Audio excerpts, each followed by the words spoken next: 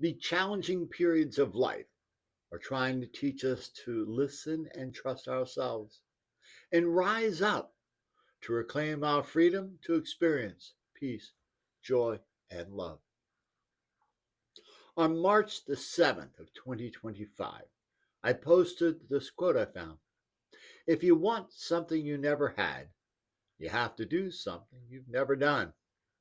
When I read those words, they didn't just speak to me, they vibrated through my entire body. It was like my soul sat up and said, listen closely.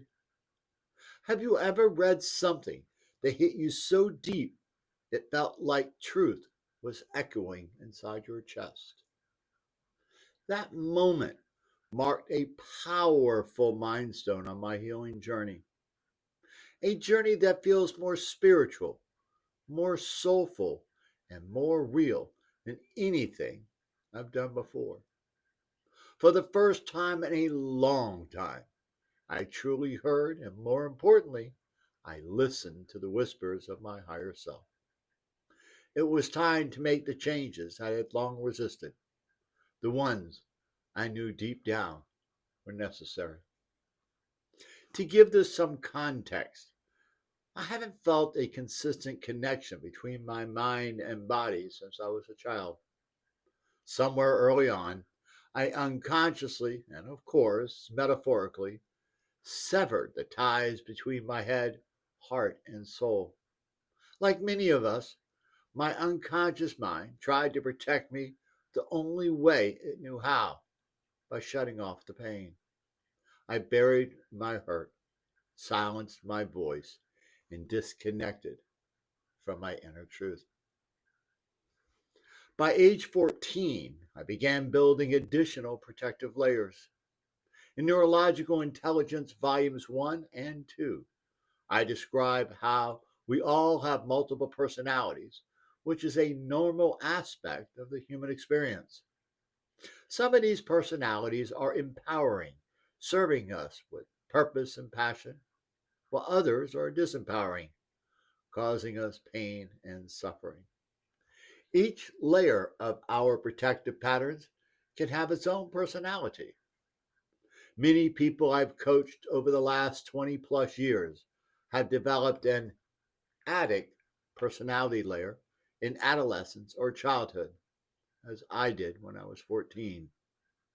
The strategy of our addict protective pattern is to do whatever we must to hide, run, numb, and protect ourselves from our unresolved inner pain and neurological discomfort.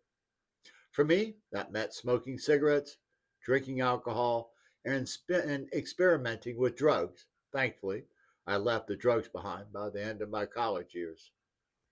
I have been on a mission to find true inner peace within myself. I wanted to genuinely feel love for myself and others and have that feeling last. These are all things I never had before. Over all the decades, I made so many promises to myself that I broke, which only fed superfood to my addict pattern. This kept me validating my protective patterns and getting what I did not want, and from getting what my heart and soul desired. But on March 6, 2025, the day before I posted that quote, something shifted. I realized I had to do something I never really done before. I made a new promise, a real one. I chose to let go of what was, surrender to what is, and finally release the addictive patterns that had protected but also imprisoned me. I made this sacred commitment to honor who I am today. For the last 20 plus years, I've shown up through pain, shame, uncertainty, and finally heartbreak with patience, perseverance, courage, and a fierce determination to heal and grow. And for that, I am deeply grateful and appreciative for all that has happened for me to have the honor and privilege of sharing with you lessons I've learned in life and love. So, in order for me to get something I never had, self love, I had to do something I've never done, truly honor and love myself by keeping the promises I make to myself. So, what's one promise you made to yourself that you're finally ready to keep?